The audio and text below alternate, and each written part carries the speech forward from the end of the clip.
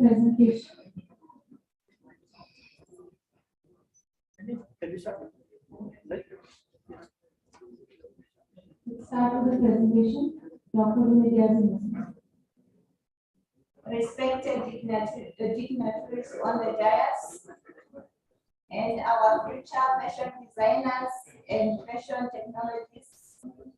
My presentation is on eco-textiles.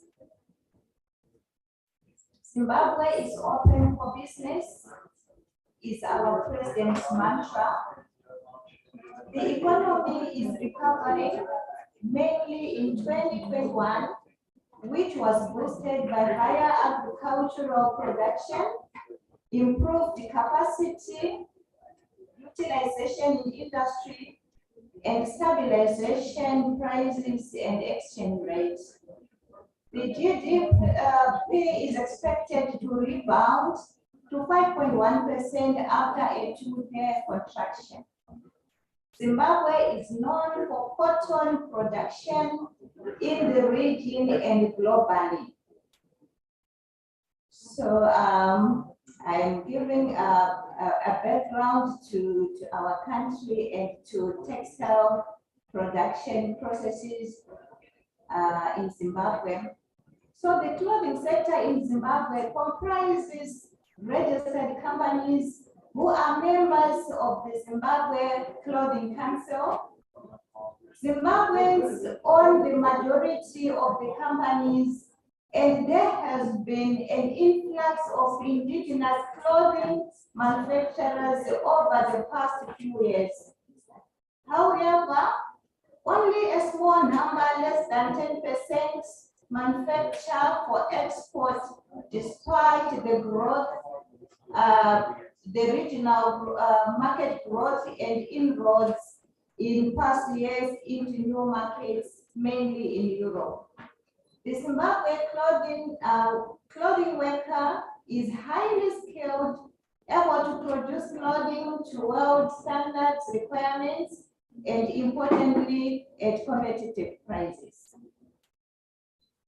So now, since I said Zimbabwe mainly produces cotton, and we export some of it to the neighboring countries and even globally, the government of Zimbabwe understands the quality of its cotton, and authorities clearly understand the competitiveness of the cotton links on the domestic and world markets, which cannot be determined by prices alone.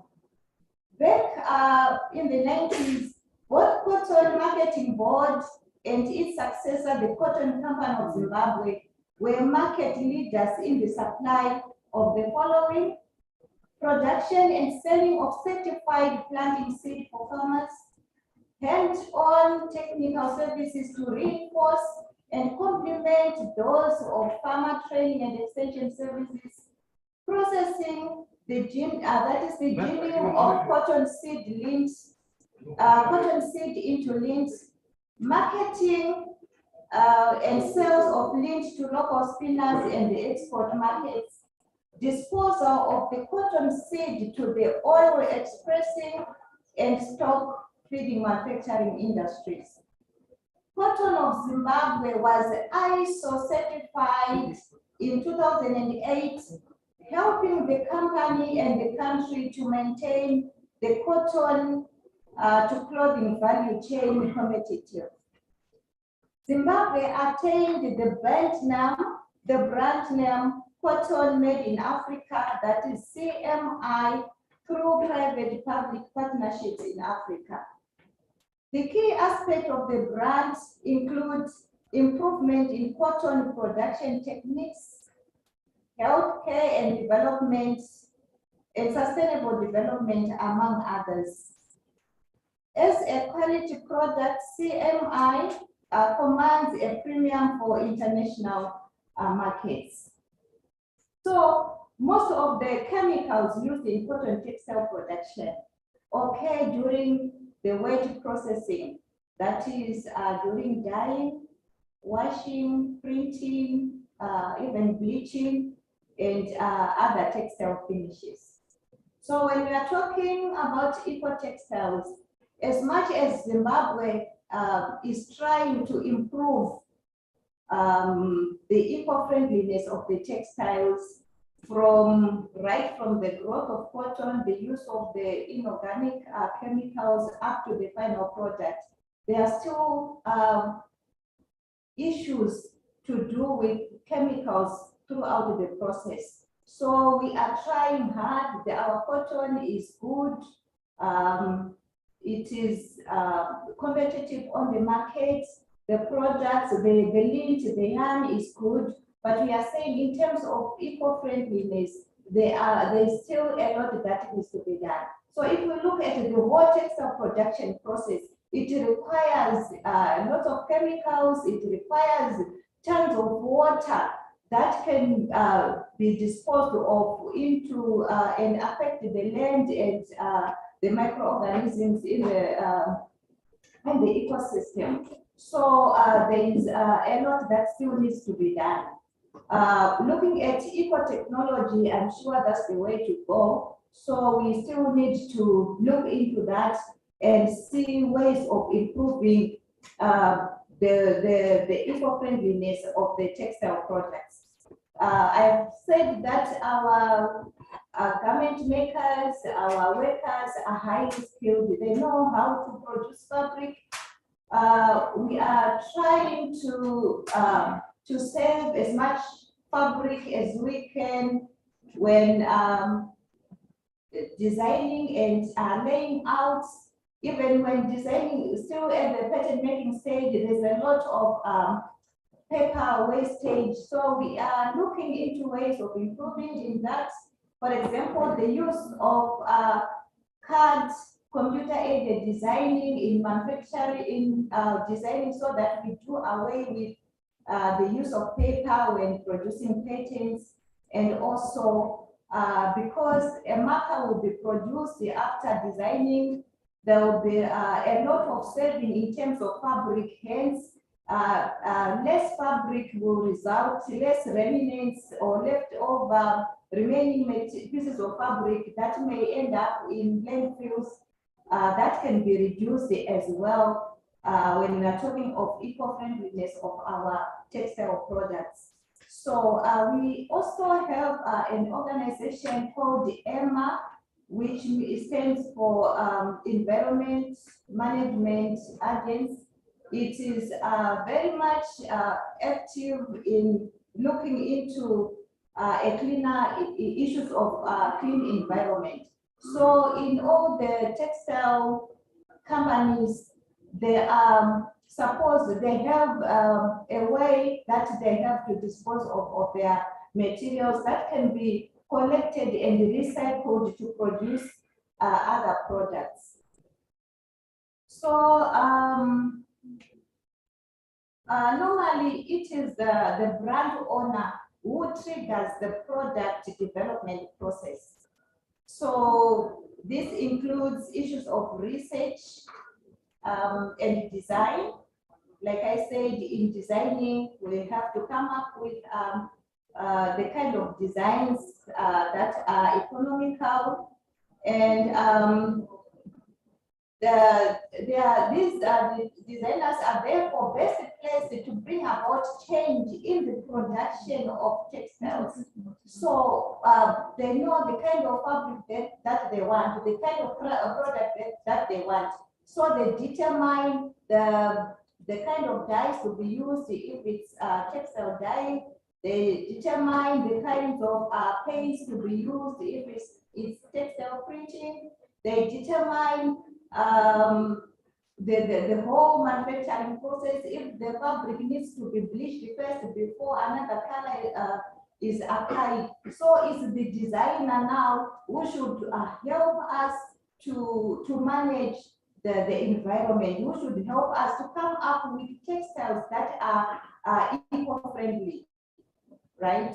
So they can influence the whole production of the textile process and the clothing through their choices of suppliers.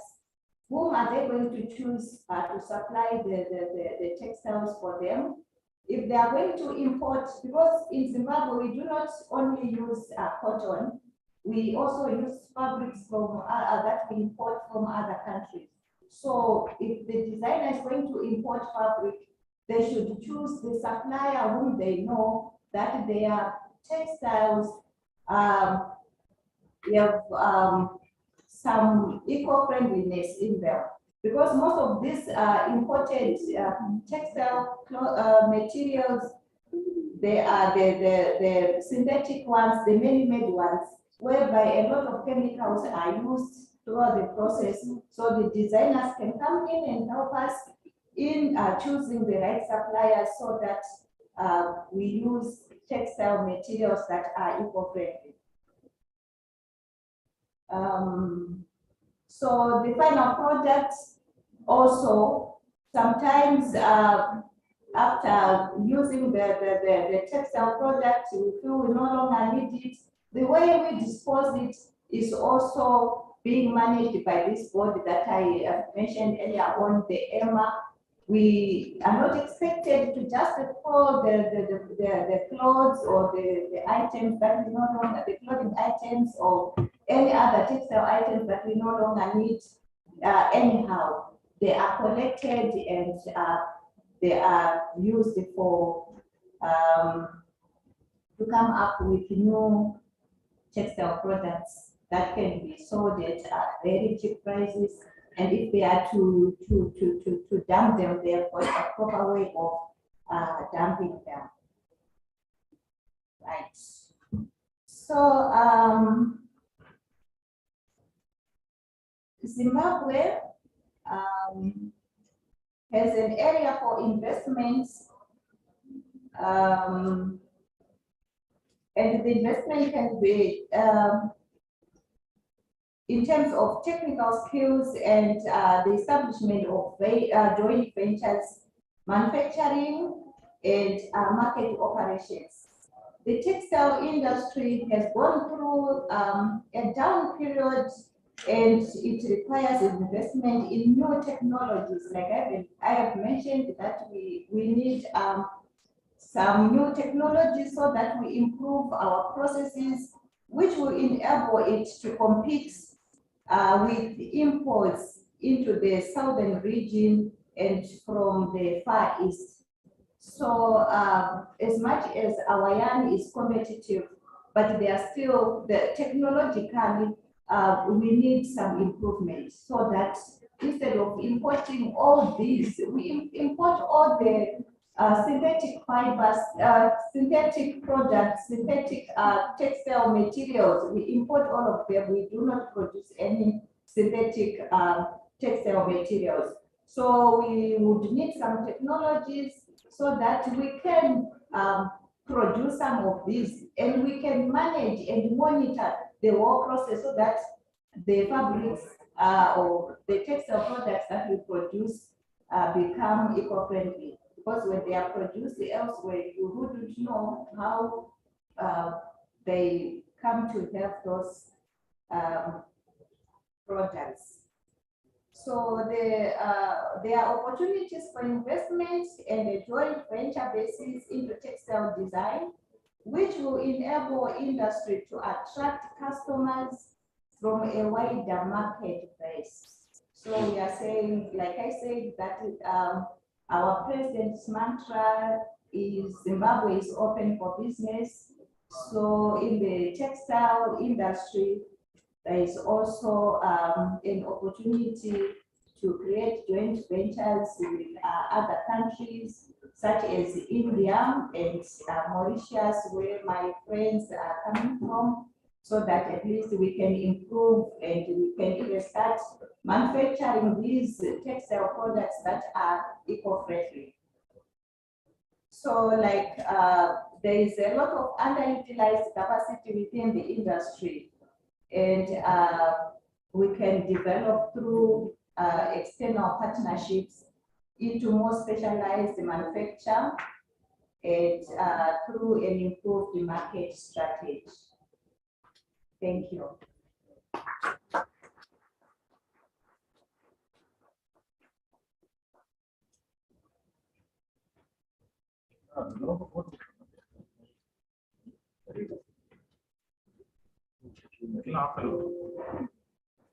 Thank you, Dr. Masina, for that informative session. We'll now move on to the next expert session on eco handlooms by Mr. Ramesh Basmati, founder of Fabusi, Kuwait.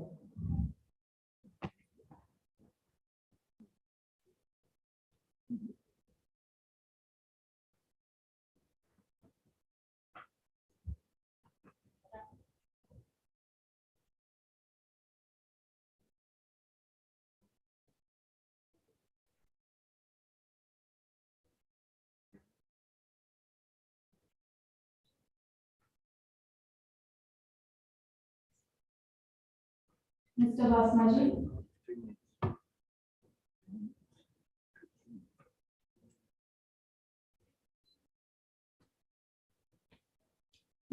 Looks like he's not at all right now. We'll move on to the next presentation. It's a startup presentation by Akansha Mishra, who's the founder of Bambology.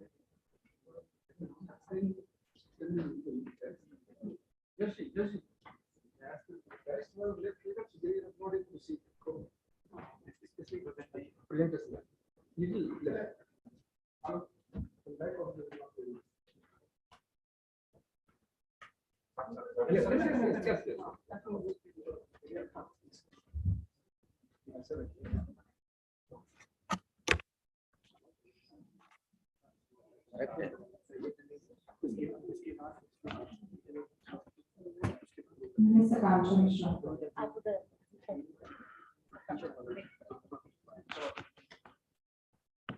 सब हट जाएंगे पीछे बस correct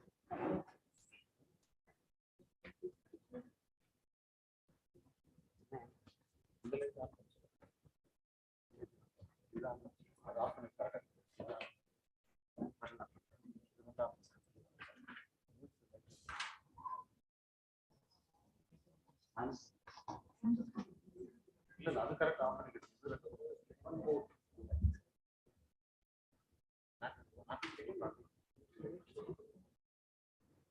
Hello everyone. I'm Akansha Mishra. First of all, I would like to thank this global trade foundation to make this happen on pan-India level. I would pay my gratitude to all our delegates and patrons, organizers for providing us this platform and exposure. For providing us the platform and exposure to small entrepreneurs like us. I know we have a long day ahead, so without wasting a minute, I am presenting our startup here today.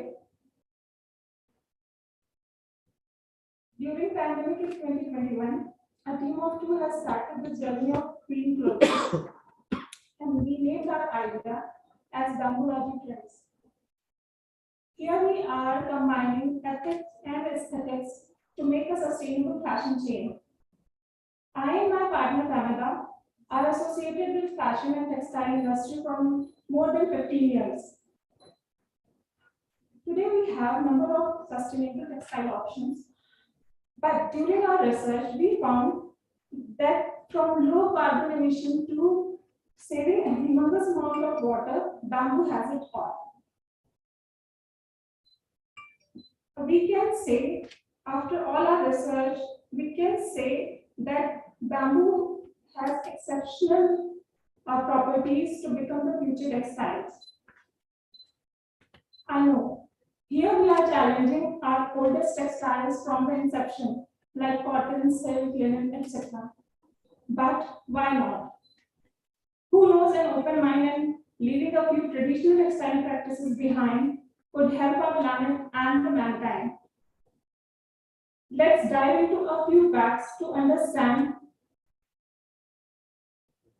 the importance of eco-textiles and the future. Here, there are a few hard facts. We are left with less than 2% of potable water. And unfortunately, textile industry cannot use the saline water for its textile purposes. Therefore, our share should come from that 2% only. Definitely, it poses the threat to the survival of mankind. You would be sad to know that fashion industry is the biggest polluter after oil. Yesterday, our friend Mr. Ganesha has also put this fact in front of us, and it is true. We are the leaders in producing 10% of global greenhouse gas emission also, which I am obviously not proud of. But we have to pick the options for the future to reduce these greenhouse gas emissions and to save water. If we talk about water pollution, we are again the leaders. We produce 20% of total global water waste, and which is definitely disturbs the life underwater. Fertilizers and pesticide used in textile crops goes directly to the water bodies, and indirectly they impact our lives. For the greenhouse gas emissions, recently our Prime Minister also raised his concern, and he pledged to reduce India's greenhouse gas emission by net zero till 2070. If we see the another problem, we can say that the clothing waste is the another threat. We are manufacturing our clothing as per our requirement and need, as per interest also. But have we ever thought of this problem? You would be amazed to know that 85% of used clothing goes to landfill only. 15% are reused out of that, and only 1.3% out of that is get recycled. Obviously, the fashion products are the most complicated items to recycle. So, what do you feel? What is the solution? As per our research, we feel that this is the high time to give the society back. Therefore, here we come with our miracle brand, the bamboo.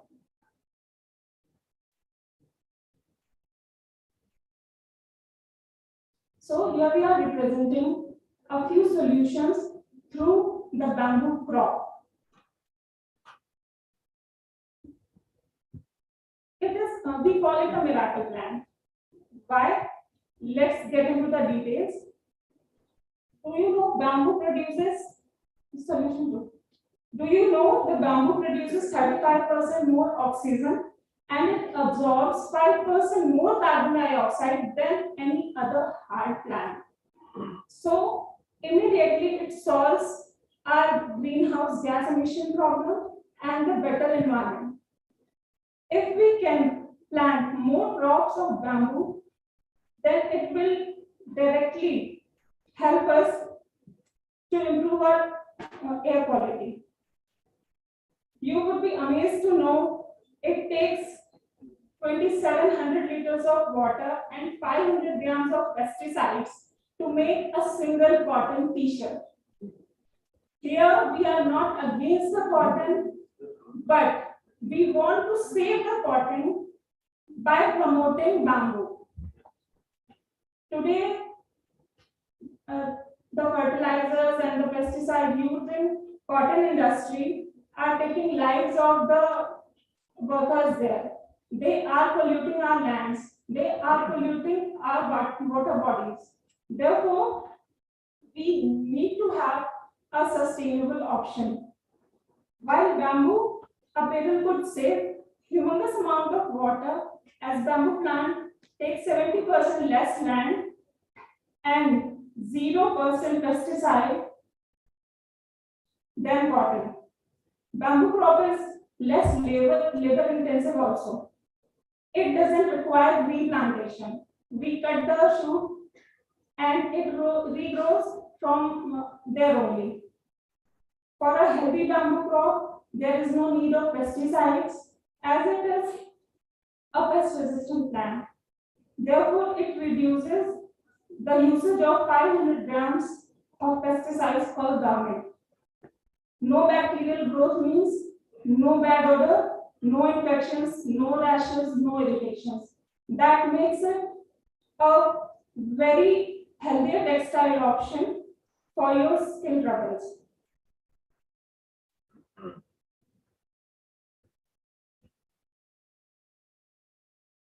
If we take bamboo as a major future textile option, it could solve many global issues also, like greener climate action, better life below water and also on the land, carbon negative products, responsible consumption and production, fresh water and cleaner water, good health and well-being, decent work and economic growth, ethical practices and gender equality.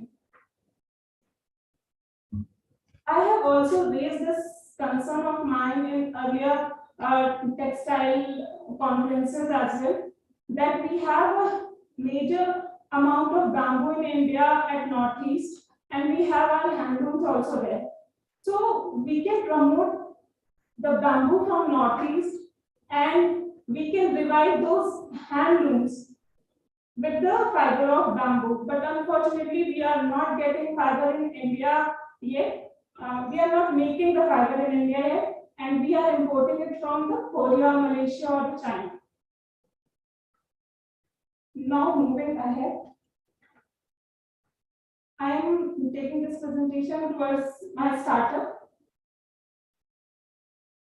For a good business, it is important to know when to push your idea into the market. Therefore, when we took a pause from our rushing lives during pandemic, we realized that we are doing nothing for our mother nature. We are sitting in this industry, we have resources, we have all the technical knowledge, but we are not doing anything for our planet or our mother earth. During this period, people get more aware of their hygiene practices, they got more aware about their health and started investing in natural and health-oriented products. If we see the future from this point, bamboo could create revolution to the textile industry and fashion industry due to its chemical-free healthcare properties. In another aspect of time, to cater the need of 3 trillion size of fashion industry, we need a faster crop to fulfill all our needs. In comparison to cotton, bamboo crop matures 6 to 8 times in a year, while cotton gives us only 3 to 4 crops per year. Therefore, in lesser water and no pesticide consumption, we can get a better hygienic fiber. I know we cannot depend upon any one fiber or any one textiles to fulfill all our needs. We need cotton, we need silk, we need linen. But bamboo can fill the gap. We are saving cotton because cotton is exploiting our water bodies, lands, etc. So, to conclude this point, I would say that bamboo can majorly fulfill the requirement of booming population. If I move to our third point, for a good financially potential business, we have not only studied to pick our eco-fiber, but also we did our research to choose the focused category, the profitable category. In India, we feel women's intimate wear and active wear section are quite neglected. The projection says global activewear apparel market size has the potential to grow by USD 157.1 billion during 2020 to 2024. In India itself, we see a 14% growth in the same segment. While the big players of activewear industry are more focused towards men-centric clothing, and I won't hesitate to say that their basic range of product causes a dent to our pocket. They are using polyester and other synthetic fibers to most of their products, and after that, they advocate that their product is breathable, they have the dry fit, and their product is four-way stretchable, etc. But they don't talk about the disposal. If they are using almost 80 to 90% of synthetic and polyester to their activewear, then what about the disposal? You would be amazed to know, and I really want to share this fact. If you have a cotton t-shirt, you know that it is a pure cotton t-shirt, but have you read the wash care label? What the content says? If it is 95% cotton and 5% polyester, then that t-shirt of yours lives for 200 years. Even the 5% of polyester content makes it difficult to biodegrade. So the polyester is that hazardous to our planet. And here we see a huge market gap, and here we see the business opportunity.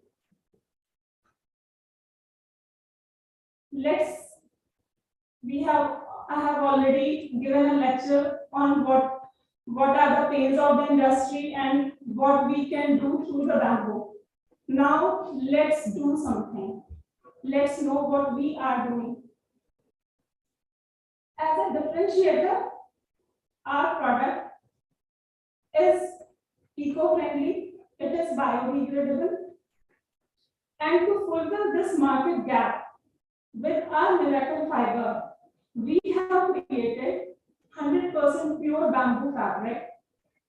Our fabric is a spun bamboo viscose, which has these key features. It is antibacterial, it is anti-odor, UV rays protector, and thermoregulatory.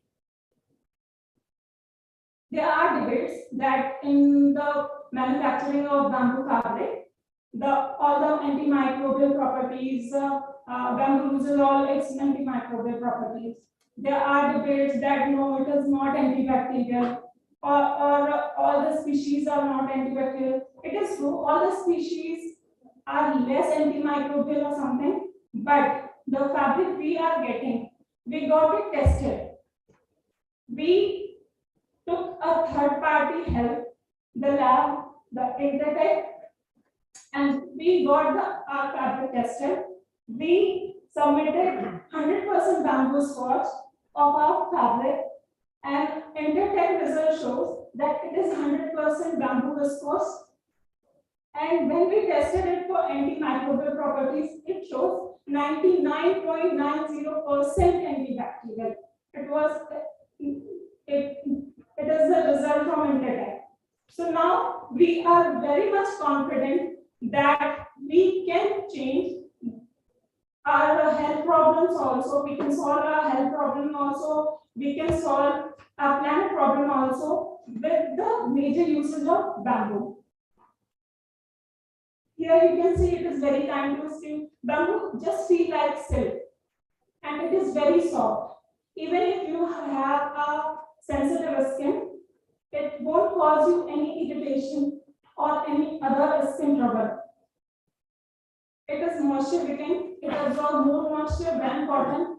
It keeps you dry and cool at the same time. As it is a hygienic fabric, our priority is to create the menstrual hygiene products for women as well as the intimate wear. We are a very focused brand to the activewear range. We say that our brand is planet conscious because we are using eco-friendly fabric. Upcoming woven bamboo fabric available. We found that bamboo is the only fiber where we can play around. We can produce knit fabric in that. We can also produce a woven fabric into bamboo.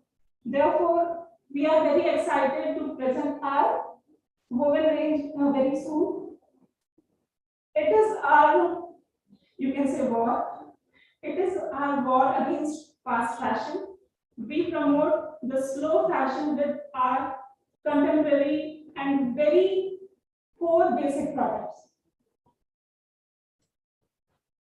Let's see our products. All our products are very simple in design. There are no materials which could cause any harm to our planet. We have used heat transfer labels which are eco-friendly. The dyes are eco-friendly. Therefore, you can see we have the total collection in intimate wear. Again, we have the active wear range, including t-shirt, runnerwears, etc. You can see here the tracksuit and the sweatshirt. This is all in bamboo. Now moving ahead about our competitive advantage, we are leading with any other brand in the same marketplace. As we are doing 100% bamboo, there are other brands also who are doing bamboo with cotton or with some other fiber. But we are doing 100% pure bamboo fabric. We are focusing on plus size and especially innerwear. Our fabric is more antibacterial and we claim it. We are doing only core range so that we won't go to the fast fashion category. We want our product to be the slow fashion products only. Now, if we talk about the market size from the business wire source, the global eco-fiber market size is expected to reach USD 69 billions by 2025. With all our uniqueness and technical expertise, we can address the market size of 40 billion. And according to our financial projection plan, we are confident that we can target the market size of 298 million in next 5 years. With the help of few rounds of VC fundings. During our journey until now, we have not taken any support of government subsidies. Now is the time when we are ready with our financial roadmap and revenue model. Therefore, I am at the end only. Our target market is India. We are targeting conscious customers who are more aware about planet and their health. After 2 years, we will definitely cater our international customers.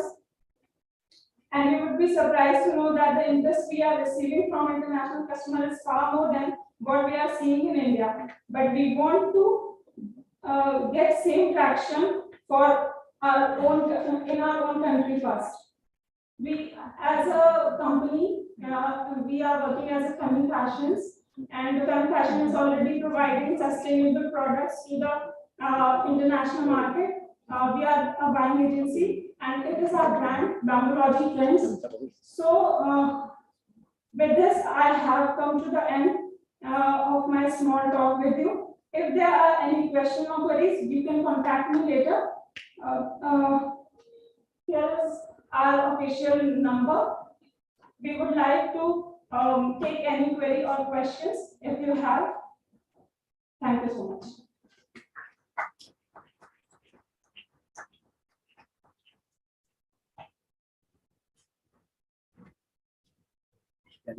Thank you, ma'am. That was a very informative session on how to save the planet Earth in some way.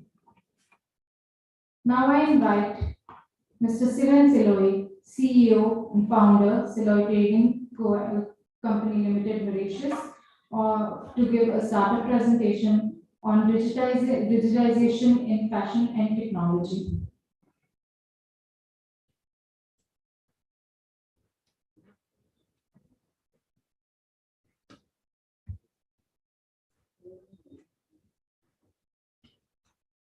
Thank you so much, Master of Ceremony. Thank you. I thank the organizer for having taken this brilliant initiative to host this event on eco-textile and to have given me the opportunity to address the audience. So, good afternoon, everyone. Thank you for your attention. I will speak on digitalization and the textile ecosystem. But just before me, I was very impressed to hear the speaker just before me talking about bamboo and the eco-textile industry. This is very, very connected to what we are trying to do today. And my role as a speaker now is to bring to you how nature and technology, that is how bamboo and digitalization can work together to promote what we are trying to do. So I feel that this symbiosis is so important to what we are talking today.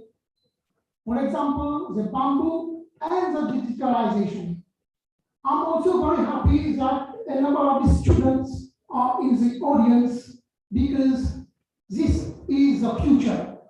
This is the new approach, and I'm sure they will bring a lot to the textile industry, to the eco-textile industry, and I applaud the audience of the students who are here to bring this forward. Thank you.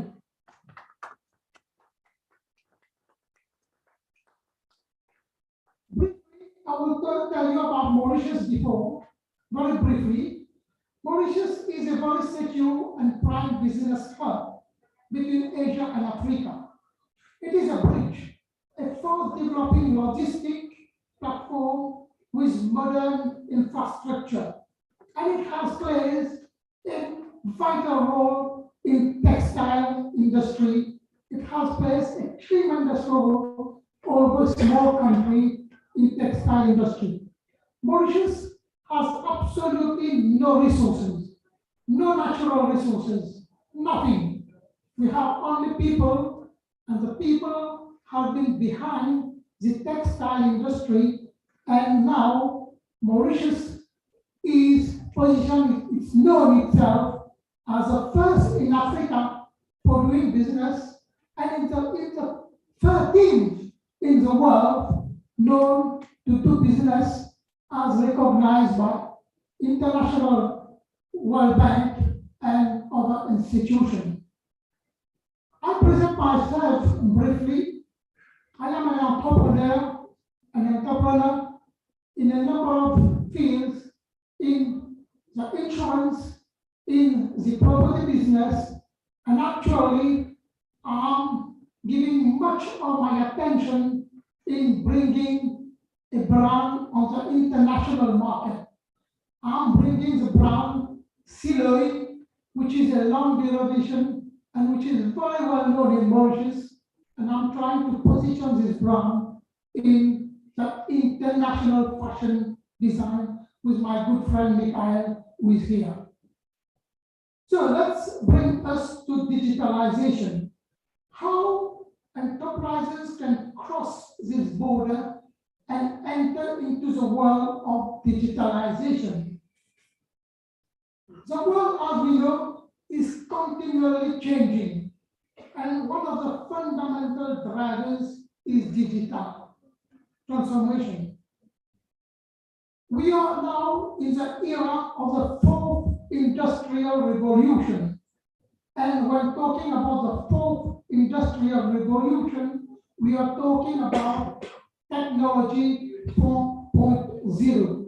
And this is where digitalization is. Two, digitalization refers to the adoption of digital technology to transform services or businesses. This is achieved only by replacing manual operation processes with digital ones, or replacing outdated digital technology with upgraded technology that is digital. The economic environment is undergoing a serious digital transformation. I'm glad that this conference is taking place in the World Trade Center, which is a reference, a worldwide reference for the technology. And Mauritius, we copied your World Trade Center into Mauritius, which brings us with what we call our Aden City, and it is a copy of your World Trade Center from here. The digital economy is an economic activity that results from billions of connections every day. The backbone of the digital economy is hyper connectivity. If you don't have hyper connectivity, forget about digitalization, but this will disrupt your activities and will cause serious losses. So I know I have followed your government is going fully into the high connectivity around the country, and particularly where business is being done. The digital economy is taking shape and undermining conventional notion about how business are structured.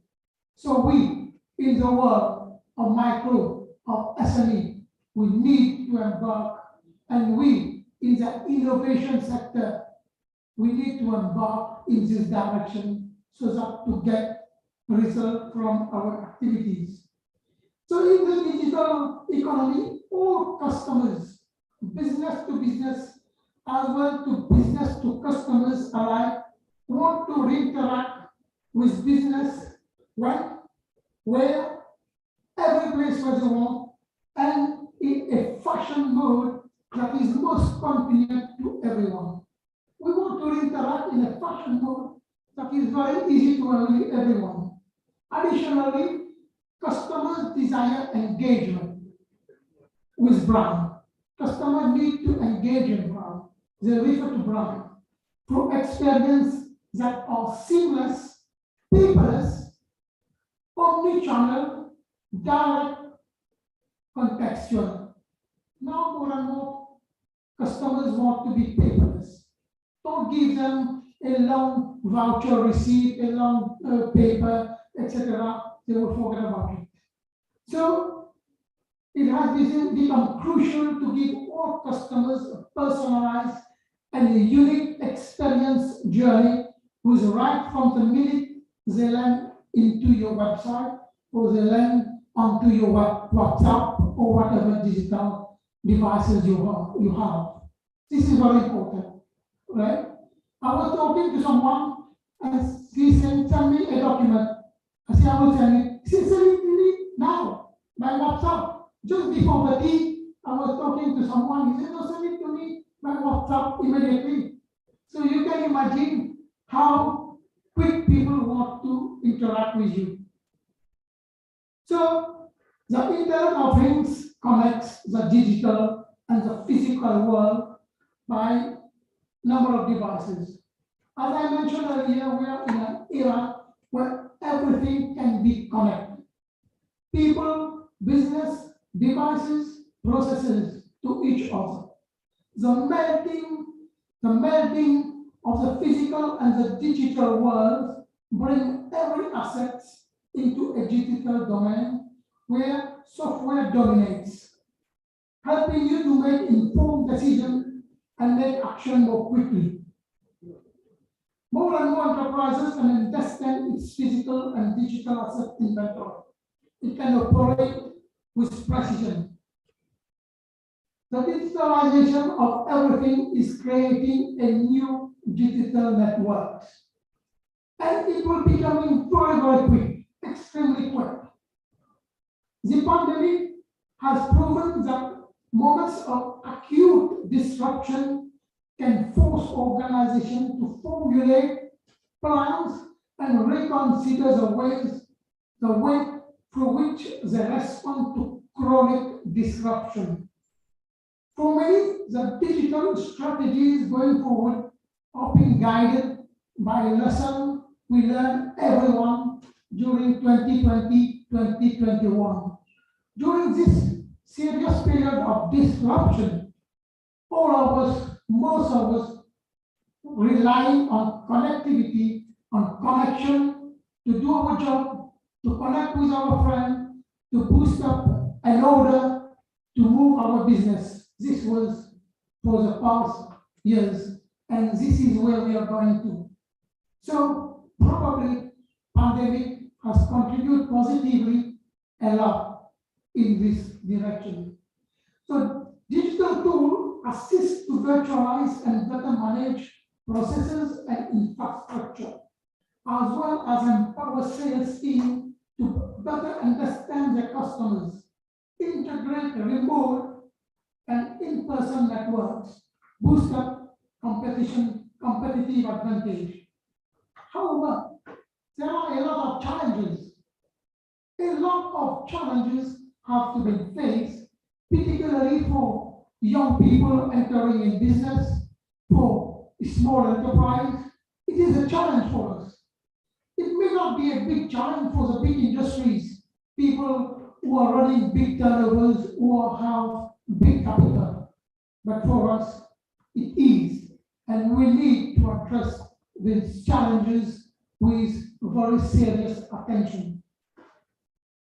So confronting the digital transformation challenges and winning over them is one of our priorities. Digital transformation is a buzzword today, and the technology is known for it.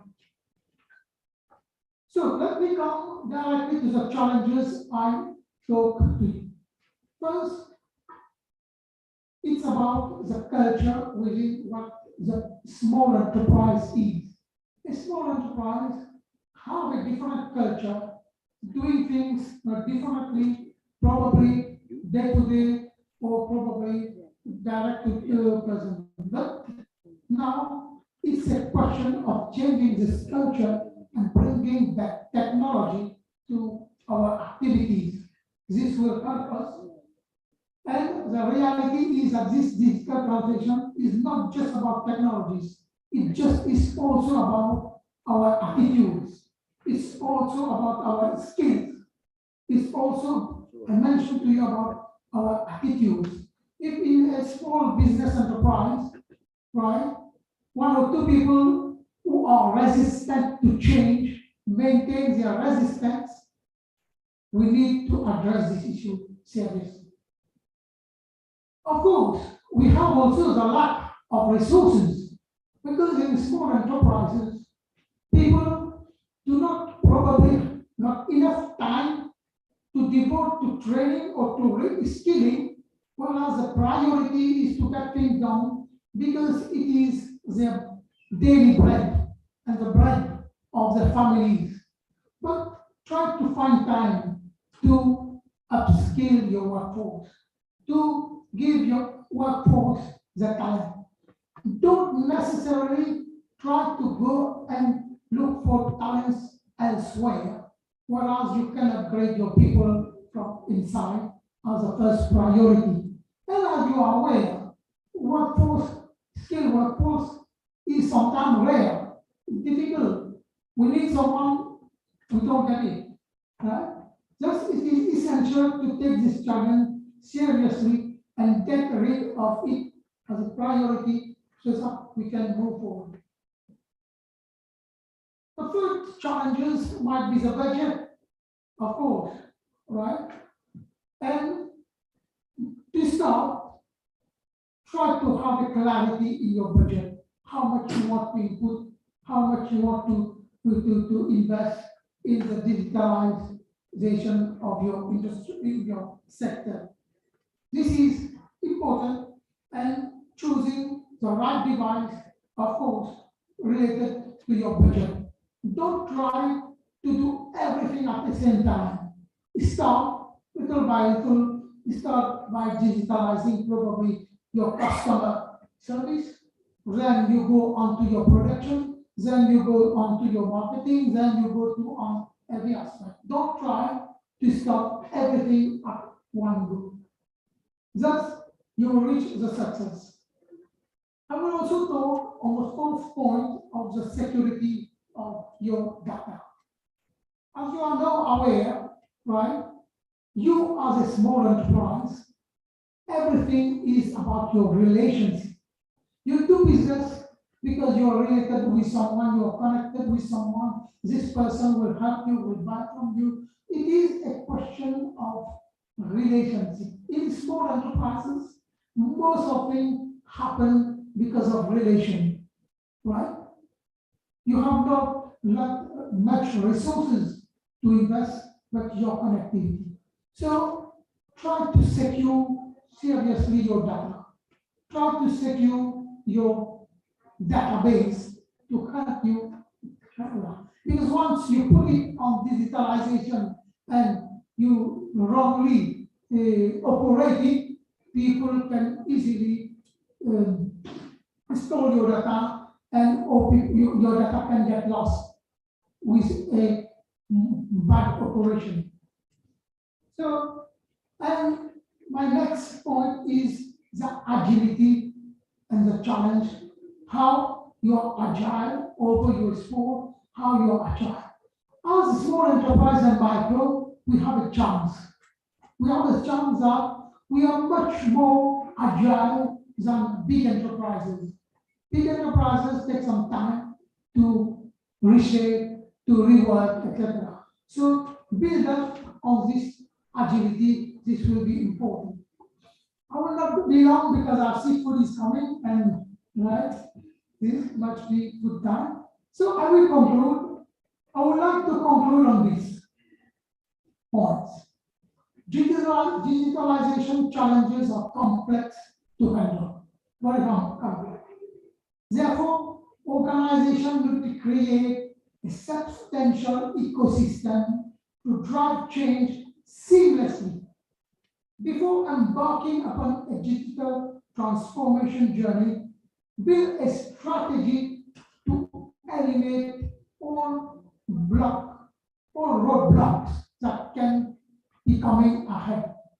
Try to brainstorm, try to think about it, try to put what could be the different roadblocks that could be in front of you. Once you have this, and you say, if this is a problem, what will be the solution? If this will be the problem, what will be the next option? Before embarking on the digitalization, I will advise you to think about it, brainstorm about any roadblocks, any obstacle that can be happening. Now, investing in emerging technologies won't equate to complete successful digitalization. Even you invest in technology, it won't move anything. Yesterday, I take an example. You can have the very best technology. You can, for example, have the best optical fiber in a country. Mauritius has been fibered 5G all around the country. But you can have this 5G. If there is no trained people behind it, nothing will happen. You can have the very sophisticated tools or telephone to call client or to send mail to clients or whatever. If there is not one people behind it, nothing will happen. So the richness of people is important to bring you digitalization. So I will conclude and say, to cross the digital border, we must first cross the bridge of the devices. what device we will need. Do we need such and such devices? It is a strategic approach for your business. Know what devices you will need. Key upgrade the skill of your people. On this positive note, it now remains me to thank you for your sustained attention and to you wish you all good appetite. Bon appetit. Thank you so much. Bye.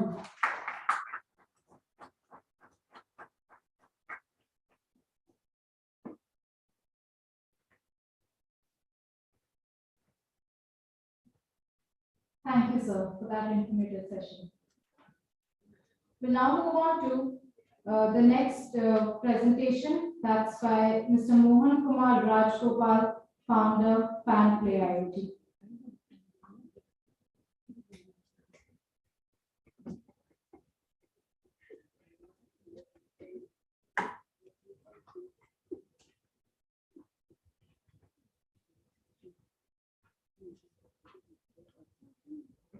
Mr. Mohan.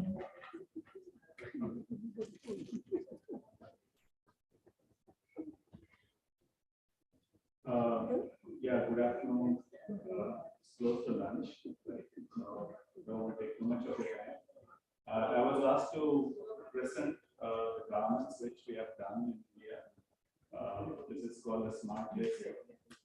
The idea is that a lot of students are out there. I don't know if I recognize any of them. I did see some of them. So the idea is to show this product and talk briefly about what it contains. How was it made in India and what are the plans we have got? So I am Mohan, founder of Fanplay IoT. As a gentleman who spoke before me was talking about IoT a lot and how just having 5G and fiber optics is not good enough. We need people to utilize it and utilize it in a very safe way, right? So we in Fanplay are probably the world's first IoT platform working on sports data. We do intend to go into other spaces like health technology, defense, industrial IoT, and so on. But the core technology is smart jersey, which is made from stainless steel fibers. Right? So this is something which we started the journey almost 3 years back in trying to indigenize this technology. We are still not 100% there, but more or less 70 to 80% we have got it done here. Some of the students from this current batch, from master's batch, actually are involved in this project.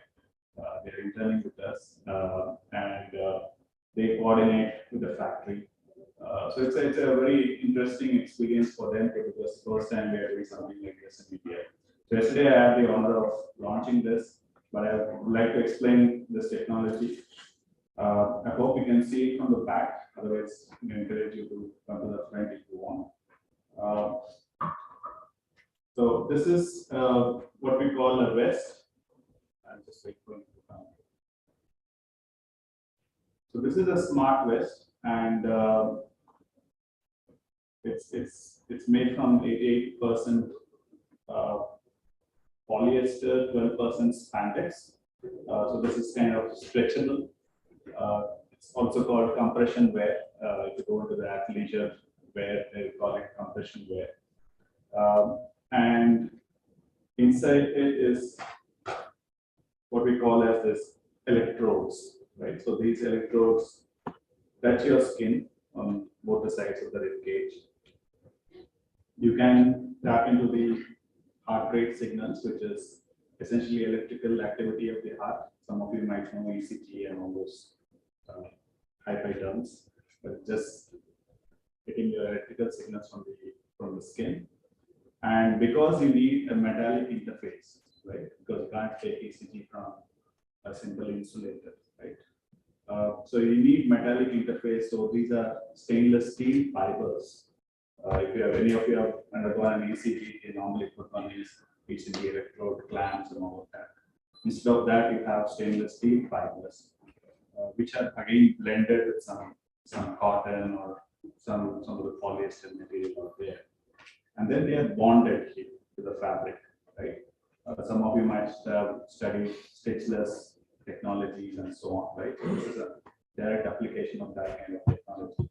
So obviously you need to be very conservative about how much you heat it. There are, as you know, heat transfer, and then there's ultrasonic kind of technologies, right? So we bond this straight to the fabric. And interestingly, unless I tell you, you wouldn't know that there is a conductive cable inside this. It's a stretchable again, right? If I ask you to do a smart jersey like this, more often than not, you would probably put a copper wire inside, right? As you know, if you put it into a wash, within 5 washes, everything will rip apart, right? Whereas here you have this conductive stretchable textile, which is sewed in, right, in the hand. And that's again made of a blend of stainless steel fibers and cotton. And from both the sides, it just goes towards the back here, way here, right? A lot of athletes like to wear it here, they don't want to show it here. So the back, it goes and there is a pouch here. And this terminates in these 2 buttons called snap buttons. So what you do is to plug in the electronics here, which again is highly miniaturized. What the electronics does is to process this signal, which are millivolts. You know, the heart signals are usually 25 millivolts. And if you have a very good heart and thin skin, you get maybe close to 100 millivolts, right? So those signals are processed in this electronics. And then using Bluetooth technology or any of the IoT technologies, you know, you can have a SIM card also inserted. You can transmit this to your mobile app or to the cloud there. Once you have it there, the data is there, you secure it because these are all personal human data, right? So you have to be very careful about the privacy aspects to others, right? So once you process it, you can get analytics. It could be for a sports, somebody interested in sports who wants to know where they are in their journey. Can they improve their performance? Like we see a lot of athletes, Indian athletes, get almost to the podium, and then there is this 5% or even less than that difference between them and the bronze medalists, right? And that means that they are not getting that data to fine tune themselves just before the event. They are very good during the just before the event, but when the podium happens, then they panic or do whatever, right? So you need data to analyze and give them the feedback that, okay, you're training well, but sometimes you're overtrained. You should recover, you should sleep well, right? So many insights you can get. Today, not many get that kind of insights, right? Usually it said, okay, bago, you know, and then they come, you know, the more you run, it's felt that, okay, you are training better, but that not, you know, be true because you might get injured, right, in the process. The same thing can be used for healthcare, for chronic disease monitoring. The recent pandemic, you would have seen a lot of people missed out on going to the hospitals. People with chronic conditions like diabetes, cancer, or even somebody who was pregnant, right? I mean, they are unable to go to the clinic because they are not allowed to come in. It's the priority is for the COVID patients. So a lot of people actually, passed away because they couldn't get access for 2 years, right? So in such situations, this can become a remote healthcare monitoring. You can monitor the data, you can have a call center, if they are in trouble, you send an ambulance and pick them up, right? The same could be used for worker safety. A lot of people, especially in garment industry, work in conditions which are not great, right? How do you monitor them? How do you prevent lung diseases? Right? A lot of them have, because they are sitting under some asbestos roof and all of that, they cultivate a lot of issues over a period of time. How can you monitor them and prevent injuries or health conditions for them? Can think about transportation, right? Classic cases, FedEx, right? Or any other logistics company. They shift a lot of heavy weights. They carry it around. So over a period of time, they have this problem. They get back injuries. So what do you do about that? Can I put this inside a uniform and get data out and tell them that, hey, after some 100 lifts, stop it because your back will break. Okay. True for sedentary workers like ourselves, right? Because we slouch a lot and and then we have a lot of back pain. That can also be monitored. So many applications. You can go to military. The same conductive fabric can be used to heat your wear. It can be a thermal wear, it's an active thermal wear. Instead of having pads of fur on yourself, you could actually have a garment which can be heated up over a period of time. So plenty of applications, but the core thing is to see how well this can be washed. Is it safe on yourself? Will it cause allergy? What if this is very abrasive to the skin? How do I change the the composition so that it's not allergic to you? These are the things which you folks actually have to be thinking about, right? And what are the kind of fabrics I need to mix it with so that it's tight on the skin, but not too tight also, right? Because people will say, okay, I don't want to wear this. Right? And can I include breathability, for athletes like the dry fit, naked dry fit? You need the ability to take away the sweat, right? We started with sports because we feel that will actually stretch your engineering prowess, right? Because if you're a patient, you are lying down somewhere and maybe you don't have to take too much of pain to put this on some of that. But if you're an athlete, you're stretching yourself a lot. You're moving around a lot, dirt, grime, sweat, heat. And in future, we are thinking of even putting hydration sensors on this. Because the advantage of a smart jersey compared to any of the rest wearables is that it has got a large surface area, right? I can put many more sensors on this and make it comfortable and get very rich data, right? So that's about it. And any questions? Yeah, I can answer some 2 or 3 then later on because of the interest of time. Actually, you mentioned that it is like it's used in the industry and everything. So, sir, what are the inputs that you have taken into account for making the garment accessible, like smart variables, wearables, they tend to be expensive. Yeah, that's a very good question. And in fact, we had this problem of how do we position this, right? From a business point of view, the question I often ask our customers, especially the B2B customers, is, how much do you pay for equivalent technology? What are the equivalent technologies out there? It's Garmin, Polar, Adidas, and those kind of brands. And when you import that, it's almost like $15,000, right? I mean, that's the minimum basic version. It could go, if your favorite is Apple Watch, maybe it's higher. Samsung, it's much higher, right? When we look at athleisure wear of today, it's about the premium brands is like 2,000 to 4,000 kind of range, right? So the sweet spot, I believe, is somewhere in between. If I can price this such that I get the apparel almost at the price of your athleisure wear today, right? You take any of the brands, 3,000, 4,000 plus. And then I give the electronics as a subscription model because it doesn't work without the electronics. You need to see the data.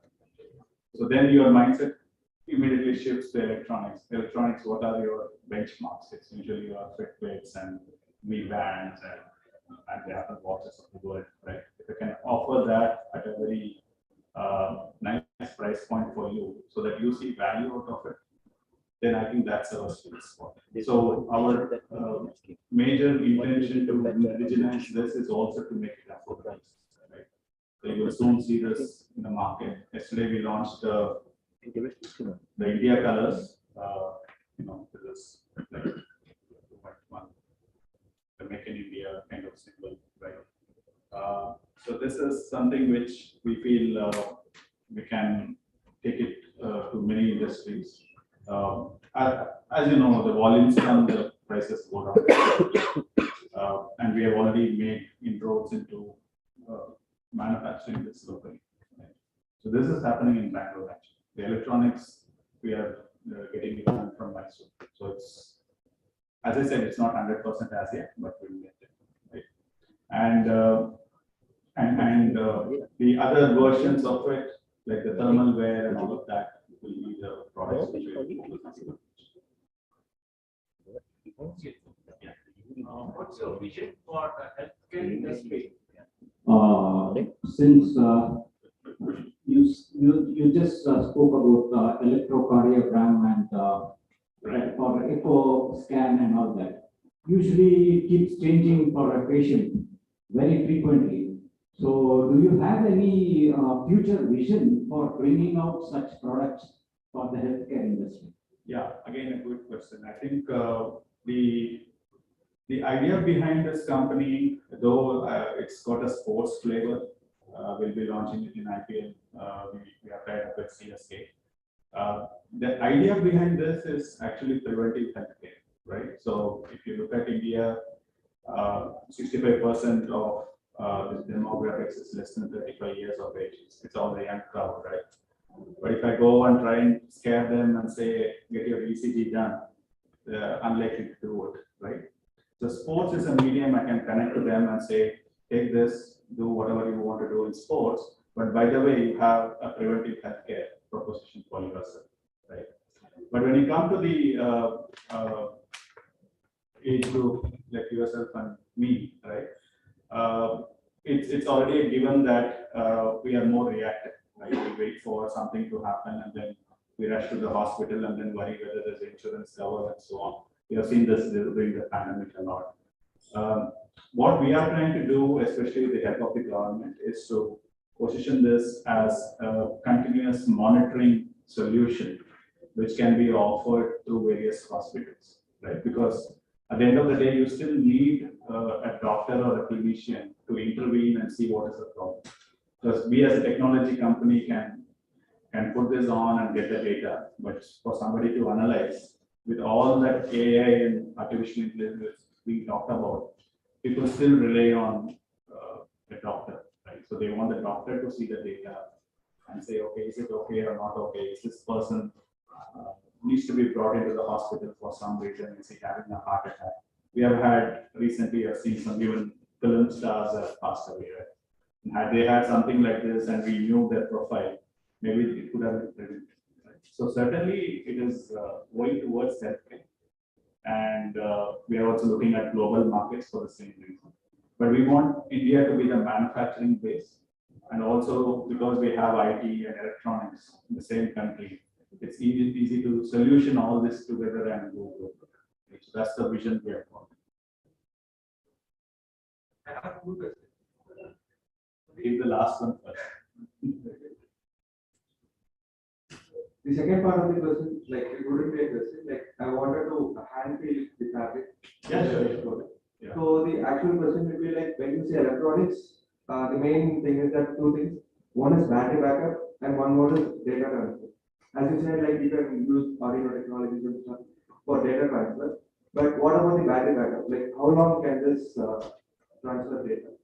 So are you an engineer or Fashion technology. fashion technology? Okay, good. So because I taught this last semester for your technology students, MFT smart wearable students. So yes, battery is one of the most significant problem statements for this technology, right? I mean, 70% of the power consumption in any system, for that matter, even your mobile, is taken by the battery, the space and everything, So the wireless is a significant consumer, right, of your battery power. And hence, when you go from 3G to 4G to 5G, your phones become bigger and becomes hotter. It's because you're trying to use a lot of energy out there. Now, with respect to wearable systems, that becomes a significant bottleneck, right? Earlier versions of this kind of smart jersey, I've seen bulky batteries, that itself will weigh down, and after a while, it'll all break apart, right? There are battery technologies which are coming, like paper thin batteries, ultra capacitor, and those kind of stuff, but they are very expensive, right? And you now need to make a trade-off. If you're an engineer, you will say, okay, for this function, how much is the battery required, right? For example, an athlete, he might require it just for his daily grind, and at the end of the day, he may be willing to change the battery or recharge the battery, right? But for a medical use case where somebody is there, is unable to change all of this, then you are worried about how much battery should I put, how much is enough, right? Now, these days you get systems which can work for a week easily, and if you take any of these banks, they work for a week. Some of the meat banks work for even for a month on a single charge. Right? So a lot of optimization has gone into the electronics, the battery technology, and also programming the intelligence onto the web. Right?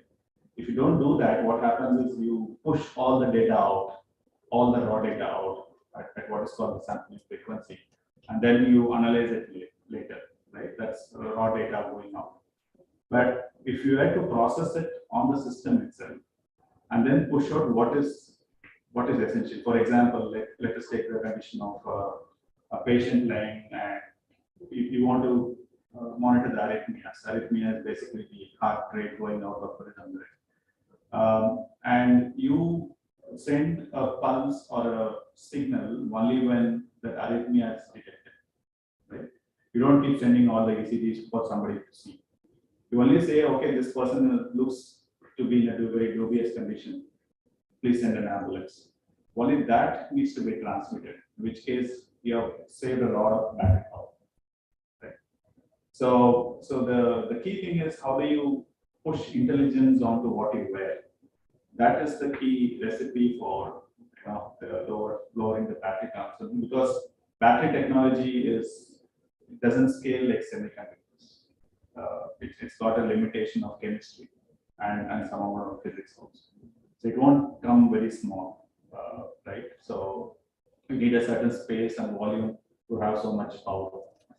That's the fundamental problem even in electric vehicles, right? So they can't bring it down to a small size. So that's what we have to live with. So you make trade-offs and then you see how much you can stretch.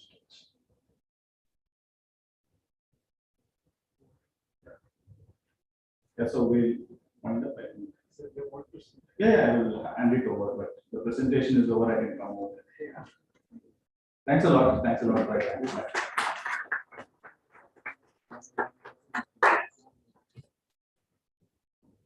Sir, just want to know about this absorption for that sweats and washing sustainability, Right. that I want to know. Yeah, so this is washable. We have tested it. Usually, apparel is washed for certified for 30 washes, right? Okay. People normally say 20 to 30 washes. We guarantee for 50 washes. We experiment and do it in the lab. We do almost 100 washes. It is still okay. The question about absorption. So this is we can have a lot more technologies on this. This is a very basic fabric, but we already have a version where we have something called a dry. It's called a wicking technology. So what it does is to basically absorb the sweat and release it, right? So you don't feel very sticky actually. Okay, so that's also. Yeah. Thank you. Thank you. Thanks for your attention. So battery thing, we can also use solar. Solar, or what are the energy from light?